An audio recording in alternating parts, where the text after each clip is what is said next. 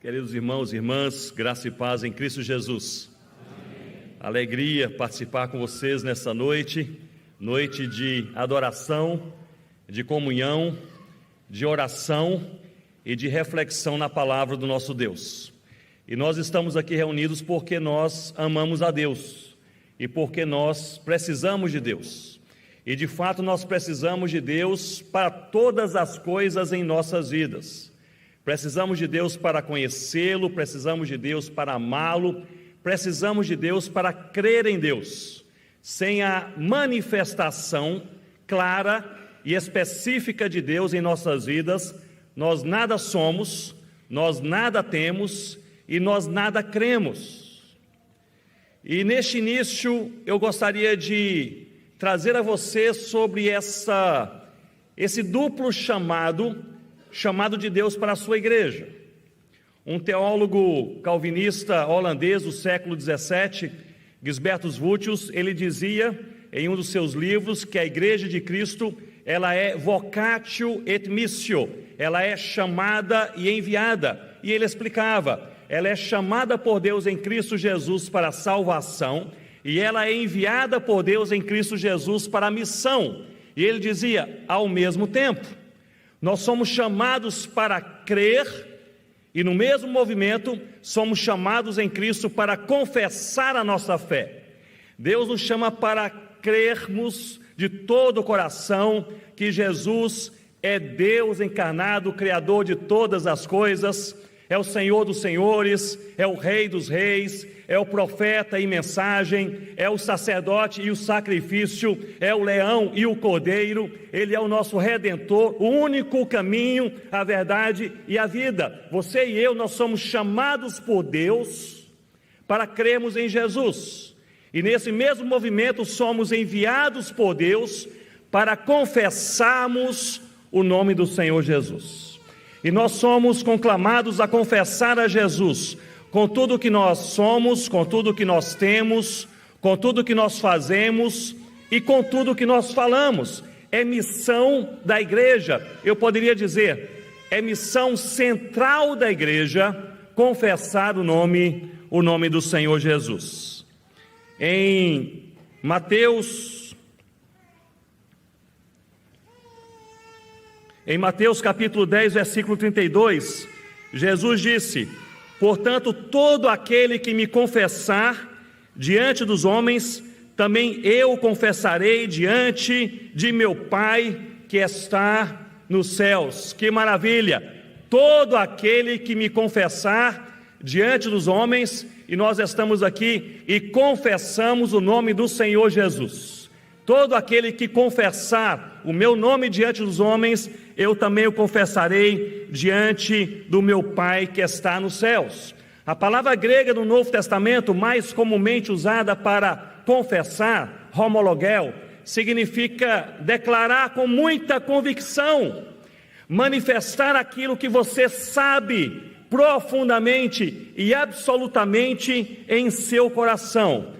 Portanto, todo aquele que sinceramente diz que Jesus é Senhor e Salvador, Jesus dirá a seu respeito: este é meu, este me pertence. Eu gostaria que vocês pudessem abrir comigo a palavra do Senhor em Apocalipse capítulo 2, e nós leremos a palavra de Deus a partir do verso 12. E encontramos aqui uma carta do Senhor Jesus a uma igreja na Ásia chamada Pérgamo. E carta de Jesus à sua igreja, que somos nós em nossos dias. E essa carta fala sobre crer e confessar aquilo que nós cremos e aquilo que nós confessamos. É importante nós observarmos que todas as 7 cartas do Senhor Jesus às 7 igrejas na Ásia, em Apocalipse 2 e Apocalipse 3, elas começam da mesma maneira, com as mesmas palavras. Elas iniciam com as palavras de Jesus: eu conheço, eu conheço, eu conheço. Jesus nos conhece.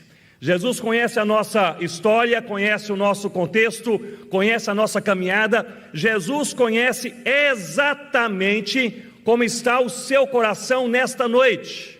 Aquilo que você não falou ao seu marido, à sua esposa, seu pastor não sabe, Jesus conhece completamente os seus pensamentos, a sua força, a sua fraqueza, os seus temores, as suas limitações, a ansiedade que tomou conta da sua alma. Não há 1 milímetro da sua vida que seja desconhecido pelo Senhor Jesus. E talvez por isso ele começa as 7 cartas da mesma maneira: eu conheço, eu conheço, eu conheço. E se as 7 cartas começam da mesma maneira, também terminam de uma maneira própria, de uma maneira similar em todas as cartas. Ele diz: aquele que tem ouvidos, ouça, ouça, ouça o que o Espírito Santo diz à igreja. Não é tão importante você saber o que as pessoas falam de você. Não é tão importante você saber o que as pessoas escrevem sobre você ou pensam sobre você, mas é imperativo você saber o que Jesus diz a seu respeito. E nós sabemos, pela palavra de Deus, na ação do Espírito Santo de Deus, que comunica a verdade de Deus ao meu e ao seu coração. É imperativo você saber o que Jesus diz a seu respeito. Se há alguma área fraca na sua vida que precisa ser fortalecida, ouça. Se você está em uma encruzilhada, não sabe qual é o próximo passo, ouça. Se você está lidando com problemas relacionais insolúveis humanamente, ouça. Ouça o que Jesus diz a seu respeito neste momento da sua vida. Ele nos conhece e Ele fala conosco. É o começo e o fim de cada uma dessas cartas. Você pode ficar de pé comigo nesse momento para lermos a palavra do Senhor. Apocalipse capítulo 12, capítulo 2, versículo 12. Ao anjo da igreja em Pérgamo escreve: essas coisas diz aquele que tem a espada afiada de 2 gumes. Conheço o lugar em que habitas, onde está o trono de Satanás, e que conservas o meu nome e não negaste a minha fé. Ainda nos dias de Antipas, minha testemunha, meu fiel, o qual foi morto entre vós, onde Satanás habita.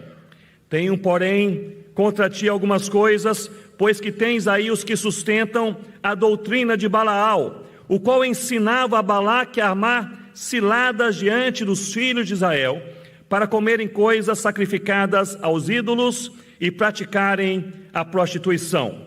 Outros sim, também tu tens os que da mesma forma sustentam a doutrina dos nicolaítas. Portanto, arrepende-te, e se não, venho a ti sem demora, e contra eles pelejarei com a espada da minha boca. Versículo 17, podemos ler todos juntos? Quem tem ouvidos, ouça o que o Espírito diz às igrejas. Ao vencedor darei do maná escondido, também lhe darei uma pedrinha branca, e sobre a pedrinha um novo nome, o qual ninguém conhece, exceto aquele que o recebe. Quem tem ouvidos, ouça o que o Espírito diz às igrejas. Ao vencedor, em Cristo Jesus, dar-lhe-ei do maná escondido, bem como lhe darei uma pedrinha branca, e sobre essa pedrinha escrito um novo nome, o qual ninguém conhece, exceto aquele que o recebe.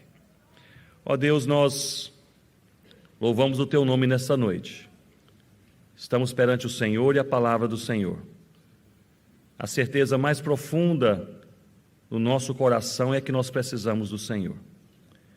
Ó Deus, o Senhor que nos conhece e o Senhor que fala conosco, guia os nossos passos. Oramos em nome de Jesus. Amém, ó Deus. Você pode se assentar com a sua Bíblia, por favor, aberta comigo nesse texto.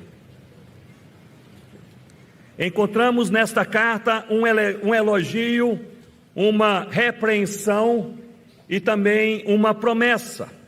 E o elogio nós o encontramos logo no versículo 13. Me acompanhe. O Senhor diz: conheço o lugar em que habitas, onde está o trono de Satanás, e que conservas o meu nome e não negaste a minha fé. Conservas o meu nome, não negaste a minha fé. Pérgamo era uma cidade importante, capital da província da Ásia, do Império Romano, uma cidade conhecida pela presença de muitos templos, muita adoração a deuses gregos e também a deuses romanos, e um grande templo dedicado exclusivamente ao imperador César. E foi essa cidade, Pérgamo, a primeira cidade na Ásia que incentivou o culto ao imperador. Nessa cidade, todos diziam: César é o Senhor, César é o Senhor. E assim os cristãos passaram a ser duramente perseguidos nessa cidade, porque esse grupinho de cristãos, eles teimavam em falar, em pregar, em confessar, em orar e cantar que só Jesus Cristo é o Senhor. Este foi o motivo principal desta terrível perseguição, e eu entendo que foi este o motivo pelo qual Jesus diz nessa carta que havia ali em Pérgamo o trono de Satanás. Observe que essa perseguição aos cristãos em Pérgamo não era uma perseguição apenas verbal e ideológica, mas era também uma perseguição física. Versículo 13 fala sobre os dias de Antipas, minha testemunha, meu fiel. Que expressão, não é verdade?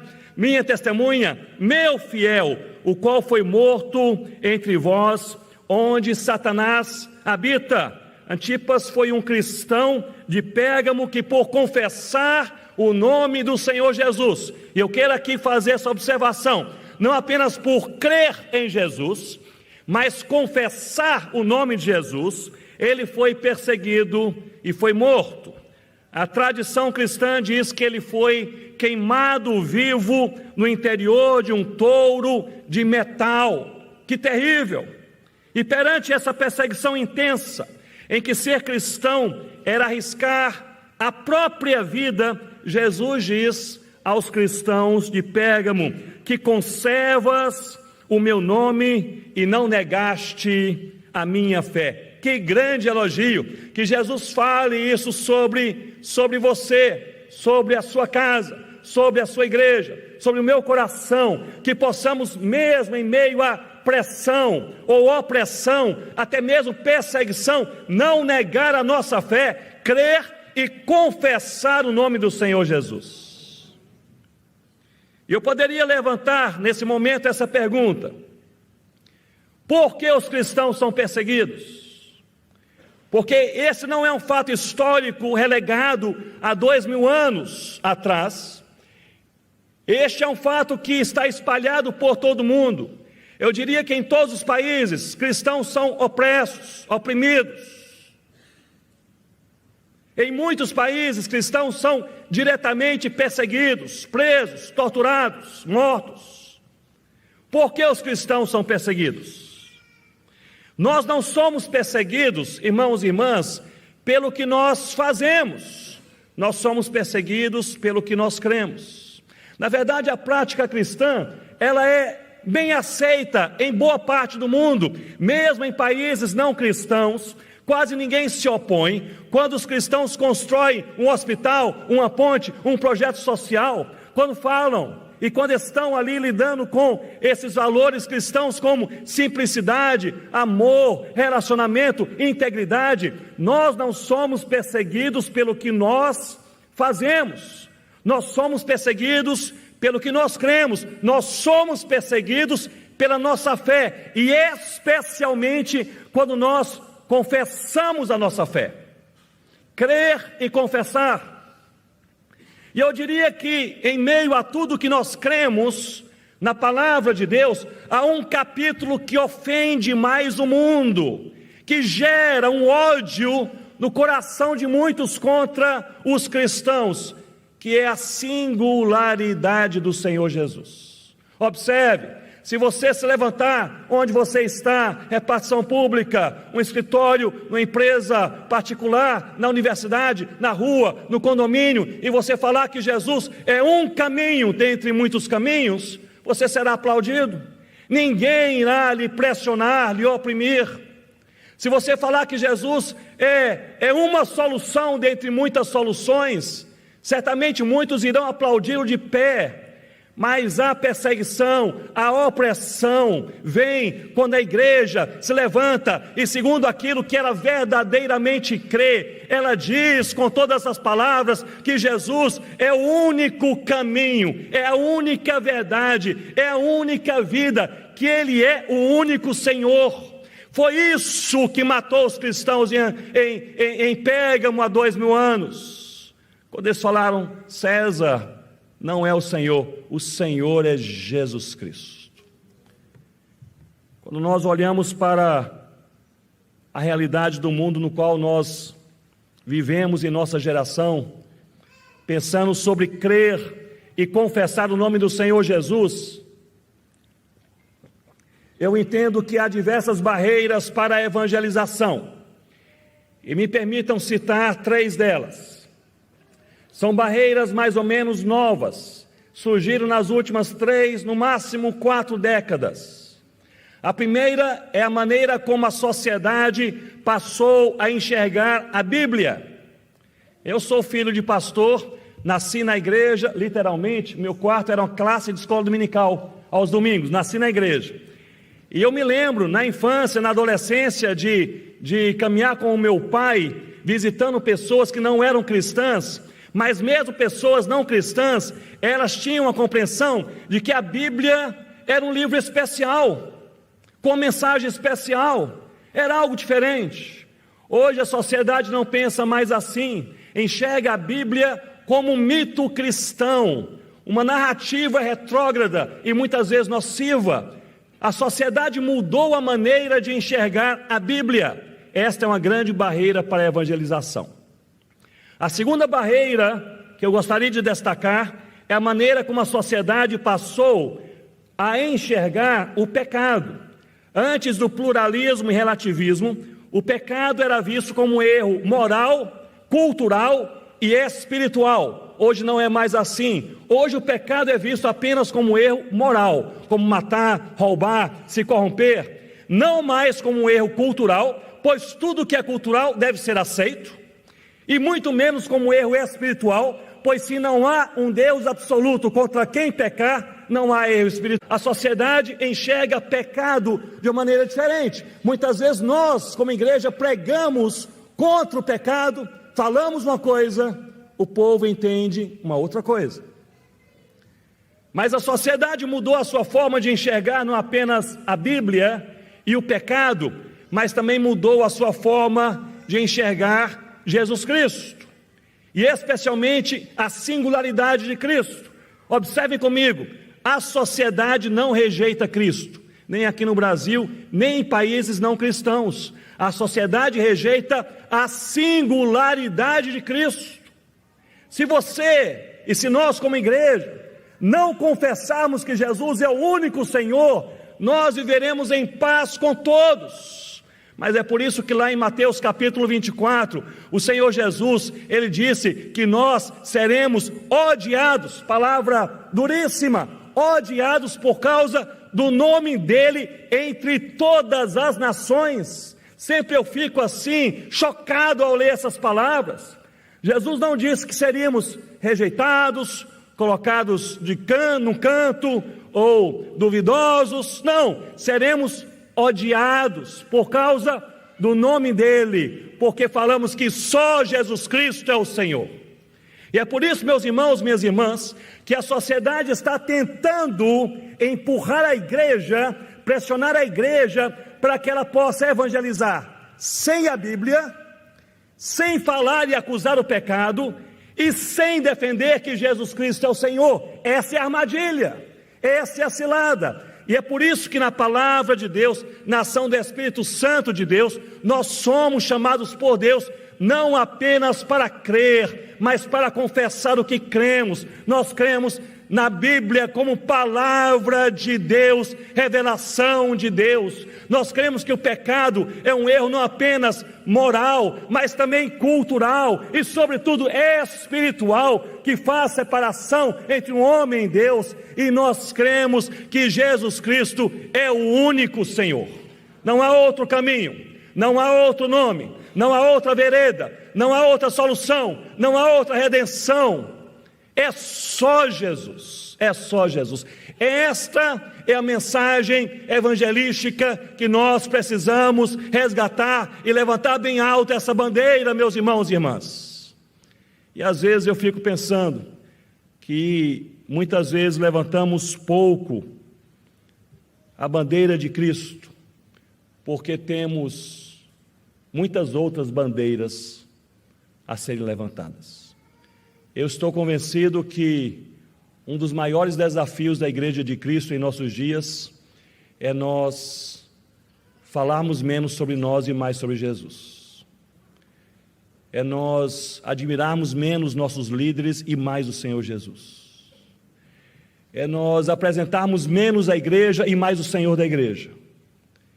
É nós levantarmos menos a nossa bandeira e mais alto a bandeira do Cordeiro de Deus que tira o pecado do mundo. É falar, é só Jesus, é só Jesus. Rossana e eu estamos envolvidos com um projeto missionário chamado Planters, que encoraja e colabora com plantadores de igrejas locais em países menos evangelizados, sobretudo na Ásia, Oriente Médio e no norte da África. Há poucos anos eu estive em um desses países no Oriente Médio, não vou dar detalhes por questão de segurança, mas ali estive em 3 cidades dando treinamento para plantadores de igrejas locais. Gente audaciosa. Sempre que nós viajamos e damos esses treinamentos, voltamos assim com o coração em frangalhos, né? E muito assim, realmente impressionados com o que Deus tem feito no meio do seu povo em países fechados. Tanta ousadia, tanto amor à palavra. E depois de vários dias, 3 cidades, diversos treinamentos, o grupo disse, Ronaldo, vamos fechar o curso inteiro amanhã. Eu disse, pela manhã, talvez ali, umas 2 horas pela manhã. Eles falaram, não, o dia todo. Vamos ficar de 8 horas da manhã até 8 horas da noite e nós vamos estudar o livro de Atos. E você vai nos falar em Atos capítulo 8 sobre a perseguição e a fé. Como guardar o coração em meio à perseguição. Foi uma bênção aquele dia. No final daquela noite, o organizador daquele encontro, ele disse, teremos agora um momento de oração. E nós vamos orar por 2 tipos de pessoas. Por aqueles que foram expulsos de suas casas por causa da sua fé. E por aqueles que têm algum parente ou amigo chegado preso por causa da sua fé. E ele perguntou, quem aqui está em uma ou nas 2 situações? Quase todo mundo levantou a sua mão. Eu fiquei impressionado. E ele disse, fiquemos de pé e vamos orar, grupinhos, 4, 5, 6 pessoas. Meus irmãos, eu nunca vi um lamento tão grande em minha vida inteira, como naquele dia e naquela noite. As pessoas oravam e choravam e gemiam. Eu me lembro de 3 senhoras mais idosas à minha direita, elas choravam e tremiam tanto, que não conseguiam ficar de pé, sentaram no chão, orando e chorando, porque se lembravam daqueles que estão presos por causa da fé, e porque a realidade de muitos é que haviam sido expulsos de casa, porque amam o Senhor Jesus. Em certo momento ele disse, se alguém quiser que nós possamos orar especificamente, aqui o pastor Ronaldo e eu podemos orar com vocês. Um senhor veio em minha direção, mais ou menos 65 anos de idade, e ele vinha chorando, ele me abraçou, ele banhou a minha camisa com as suas lágrimas, ele chorava, soluçava, tremia. Ele falava um pouco de inglês, e em meio ao seu choro e sua oração, ele sussurrou no meu ouvido dizendo, eu perdi tudo por causa de Cristo. Eu tinha uma família linda, mas fui expulso de casa, porque eu conheci o Senhor Jesus, e chorava. Ele disse: eu tinha um negócio próprio, hoje estou desempregado por causa da minha fé, e chorava. Ele disse: eu perdi até a saúde, porque as pessoas da minha cidade sabem no hospital que eu sou cristão e não me atendem porque sou cristão, e chorava: perdi tudo, perdi tudo. Em um certo momento ele pausou, olhou para mim e disse: mas eu ganhei Jesus. E ali um jovem atrás à esquerda começou a cantar um cântico no meio daquele choro, daquela comoção, daquele lamento. E aquele cântico começou a ser reproduzido, outras pessoas na frente, atrás. Eu comecei a ver a mudança no cenário, do lamento à celebração, da angústia à alegria. E alguém se aproximou de mim e disse: Ronaldo, você não sabe a nossa língua, mas esse cântico, ele está dizendo o seguinte: é difícil mesmo, e será muito pesado, mas fiel é o nosso Deus, Ele está conosco todos os dias. E aquilo se tornou em um momento de celebração, confessando o nome do Senhor Jesus. Não é fácil confessar o nome de Jesus. Você será pressionado, você será oprimido, farão chacotas sobre você, te chamarão de simplista, retrógrado, esse radical, conservador, fanático, não sabe nada. Nós já evoluímos, vocês estão na era da era medieval. Talvez alguns sofrerão mais do que opressão, talvez alguns serão perseguidos, talvez precisarão pagar um alto preço, mas nós temos a segurança que o Senhor Jesus nos disse que Ele estará conosco. Quando, meus irmãos? Foi fraco. Quando, meus irmãos? Todos os dias. Essa é a segurança, não somente da nossa fé, mas da nossa confissão de fé. Porque no momento que você, perante a zombaria, jogado no calabouço, sendo oprimido e humilhado, falar só Jesus Cristo é o Senhor, você não estará sozinho, não estará sozinho. O Rei dos Reis, o Senhor dos Senhores, Ele está com a sua igreja todos os dias, todos os dias. Nós não sabemos o que vai acontecer daqui a 5 minutos ou daqui a 5 anos, mas uma coisa você e eu sabemos: nós não estaremos sozinhos um só dia em nossas vidas. Isso nos basta, não apenas para crer, mas para confessar a nossa fé. Elogio: conservas o meu nome e não negaste a minha fé. Mas há também nessa carta uma repreensão. Versículo 14 e versículo 15, observem comigo: tenho todavia contra ti algumas coisas, pois que tens aí os que sustentam a doutrina de Balaão, o qual ensinava Balaque a armar armadilhas diante dos filhos de Israel, para comerem coisas sacrificadas aos ídolos e praticarem a prostituição. Versículo 15, outros sim, também tu tens da mesma forma sustentam a doutrina dos nicolaítas. Portanto, arrepende-te, e se não, venho a ti sem demora, e contra eles pelejarei com a espada da minha boca. Palavras duríssimas, duríssimas. Irmãos e irmãs, o que é a doutrina de Balaão? Balaão foi um profeta sobre o qual nós lemos em Números capítulos 22, 23 e 24. Balaque, o rei dos Moabitas, ele, inimigo de Israel, ele contratou o profeta Balaão para profetizar contra Israel. Literalmente o contratou para amaldiçoar o povo de Deus. Porém, por 3 vezes, Balaão, em lugar de amaldiçoar, ele abençoava o povo do Senhor. Se nós olharmos de maneira mais superficial, podemos pensar que Balaão, ele era um profeta fiel a Deus, falava apenas aquilo que o Senhor lhe confiava. Porém, em Números capítulo 31, nós lemos que Balaão agiu de outra forma. Ele ensinou os inimigos o que deveriam fazer para que o povo de Deus fosse derrotado. As mulheres que não eram do povo de Israel deveriam seduzir os homens do povo de Israel para se relacionarem com eles e por esse meio levá-los a adorar outros deuses. Ou seja, irmãos e irmãs, Balaão deu a fórmula para quebrar o povo de Deus. E a fórmula foi esta: atraia o povo de Deus para que se misture com as coisas que não são de Deus. Essa é a fórmula. Atraia o povo de Deus para que se misture com as coisas que não são de Deus. A doutrina de Balaão continua viva em nossos dias. Não é assim, irmãos? Continua viva. Seja cristão, mas tenha um namoro com sexo livre. Seja um cristão, mas vá para as baladas. Seja um cristão, mas adultere.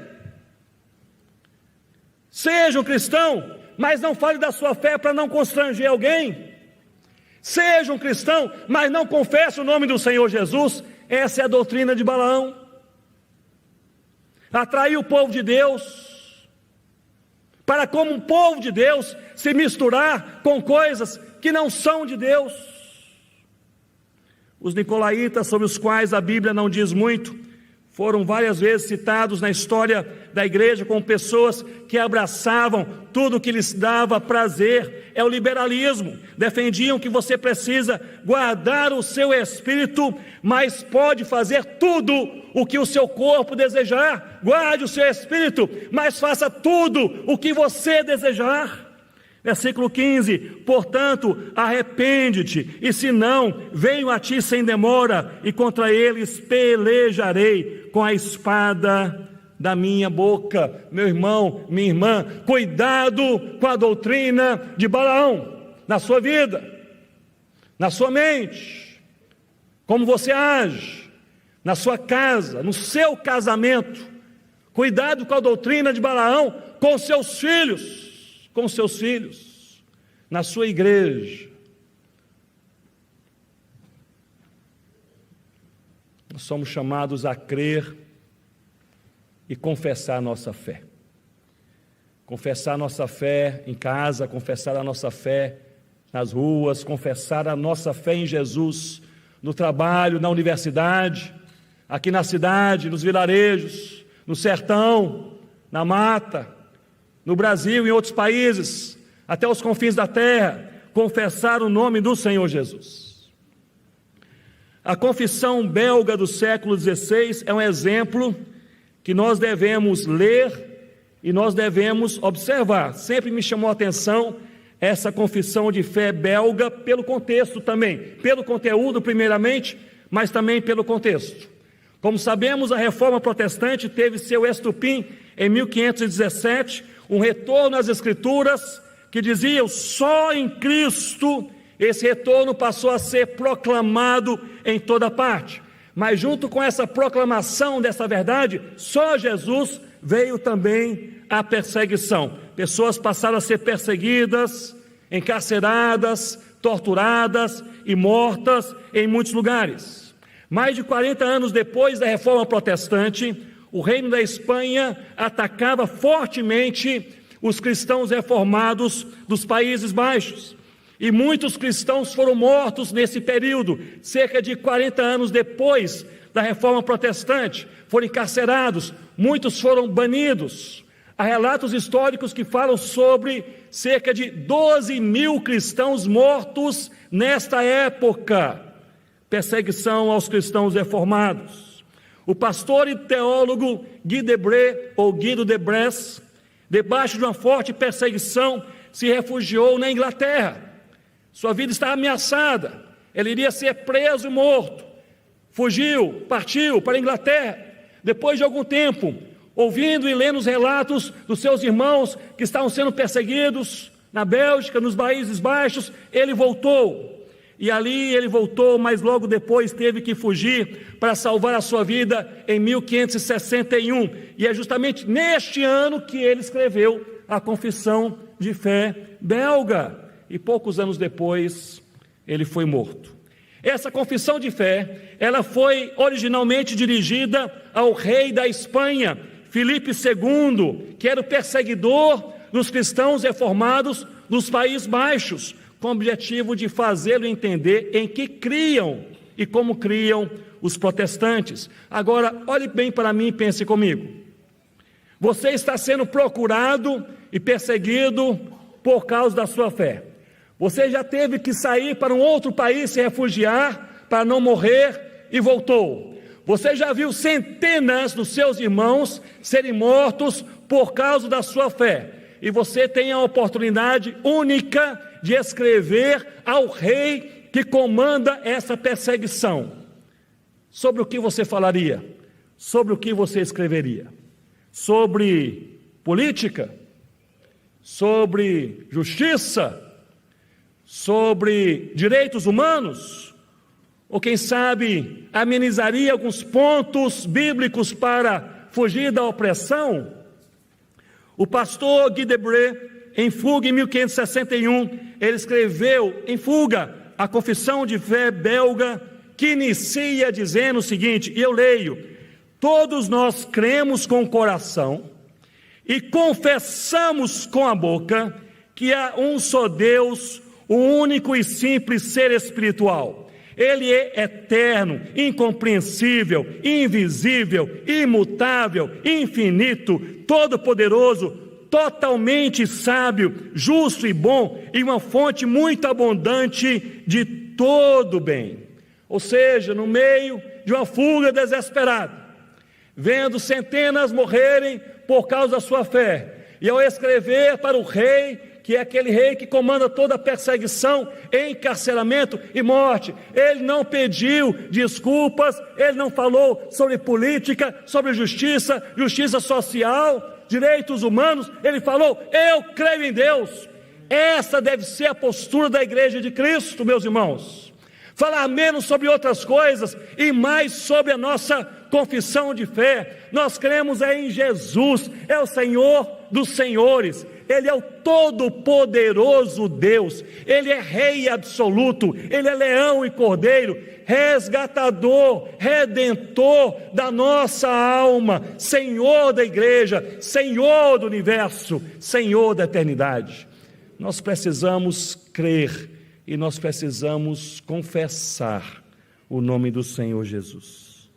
Um elogio, uma repreensão e finalmente uma linda promessa. Versículo 17: ao vencedor. É lindo como esse versículo inicia. Ao vencedor dar-lhe-ei do maná escondido, bem como lhe darei uma pedrinha branca, e sobre essa pedrinha escrito um novo nome, o qual ninguém conhece, exceto aquele que o recebe. O que seria o maná escondido e a pedrinha branca com um novo nome? Há muitas possibilidades, há diversas interpretações, eu mencionarei apenas o meu entendimento. O meu entendimento é que o maná escondido aponta para a provisão eterna de Deus. Assim como Ele sustentou a Israel com o maná do céu de maneira maravilhosa, nada mais faltará. Nós encontraremos em Cristo fartura para tudo o que precisamos em toda a eternidade. E a pedrinha branca com o novo nome aponta para a identidade daquele que é reconhecido como família de Deus, ou seja, em Cristo Jesus nós somos eternamente família de Deus. Em outras palavras, finalmente, olhe para mim e pense comigo, finalmente, na eternidade, você terá tudo o que Deus deseja que você tenha, e você será tudo o que Deus deseja que você seja. Na eternidade, nós teremos tudo o que Deus deseja que tenhamos, e nós seremos tudo o que Deus deseja que sejamos. Mas esse versículo começa dizendo: ao vencedor, ao vencedor. Que vencedor é este? 2 Timóteo 4,8, vocês se lembram? O apóstolo Paulo diz a Timóteo que ele receberá, e todos que amam o Senhor Jesus também receberão a coroa da, o que, irmãos? Justiça. Coroa era algo que alguém recebia quando ganhava uma competição. Você chegou em primeiro lugar, muitos correram, você chegou primeiro, você venceu. Essa coroa tinha significado: eu venci. Mas Paulo não diz a Timóteo que nós receberemos a coroa, diz que nós receberemos a coroa da justiça, apontando para a justificação pela fé em Cristo Jesus. Se uma coroa simples significava eu venci, a coroa da justiça significa eu venci por causa do Cordeiro Jesus. Ao vencedor, não pelas nossas obras, pela habilidade, pelo seu esforço. Se a nossa salvação estivesse segura em nossas mãos, nós a perderíamos. Se fosse segura pelas mãos da igreja, nós a perderíamos. Pelas mãos de pastores, teólogos, líderes, nós a perderíamos. Mas a nossa salvação é segura pela mão do Senhor Jesus, garantida no Calvário, o sangue derramado, comprando para Deus pessoas de toda tribo, língua, povo e nação, vencedores. Vencemos por causa do Cordeiro Jesus. Portanto, você é chamado para crer, e na mesma medida você é chamado para confessar a sua fé. Confessar a sua fé. Eu gostaria de encerrar partilhando algo que mexeu comigo e com Rossana nesse trabalho junto aos plantadores locais. Há alguns anos estive em um certo país na Ásia, também sem detalhes, um país mais sensível para a presença cristã missionária, e ali nós apoiamos já há alguns anos 5 plantadores, 5 casais de plantadores de igrejas, que foram para uma das regiões menos evangelizadas do mundo, fronteira entre 2 países, com 800 grandes vilas sem a presença de um cristão. Você sabe o que é isso? 800 grandes vilas sem a presença de um cristão, até então. Nós tivemos um treinamento com eles sobre plantio de igrejas antes da pandemia, e logo que a pandemia chegava, eles falaram: nós vamos ter aqui no nosso país também um lockdown, então nós já iremos para a região não alcançada, se houver um lockdown queremos estar lá, e assim fizeram, 5 casais, nós até aconselhamos que não fizessem isso, mas se mudaram para lá, um em cada vila, e passaram a pandemia ali, e Deus abriu portas. No meio da pandemia, pessoas ouviram o Evangelho, vieram ao Senhor Jesus, e nasceram 2 igrejas lares, pela primeira vez na história, naquela região, uma das menos evangelizadas em todo o mundo. Estive com eles recentemente, e ali, atualizando aquele treinamento, hospedado na casa de um daqueles 5 casais, que é o casal líder dos demais casais. E ali eu entrei naquela casa e vi uns movimentos, muitas crianças, meninas para lá e para cá. Eu falei: são as suas filhas? Eles falaram: Ronaldo, quando nós viemos aqui para essa cidade, nós ficamos assim angustiados, porque na rua principal dessa cidade havia 15 meninas órfãs. Elas estavam ali naquela rua passando fome, estavam sujeitas a todo tipo de tribulação, de abuso, ali naquela rua. E nós estávamos ali evangelizando e orando pela cidade, mas sempre aquela figura das meninas, passávamos e víamos as 15 meninas, oramos a Deus, resolvemos adotar, não 1, 2, mas as 15, levaram para casa, cuidaram das meninas, amaram, vestiram as meninas, enviaram as meninas para a escola, partilharam a verdade de Deus com aquelas meninas. Meses depois receberam intimação de um juiz de uma cidade maior vizinha. Chegaram perante o juiz naquele dia marcado, e o juiz disse: tem apenas 2 perguntas a vocês. Primeiro, vocês adotaram 15 meninas que eram órfãs? E falaram: sim, seu juiz, adotamos, estamos aqui tramitando os papéis, está tudo aqui, segundo a lei, tudo assinado, tudo documentado, tudo pronto, aqui está uma pasta inteira. Ele disse: não preciso ver. Minha segunda pergunta: vocês são cristãos? E eles falaram: sim, somos cristãos.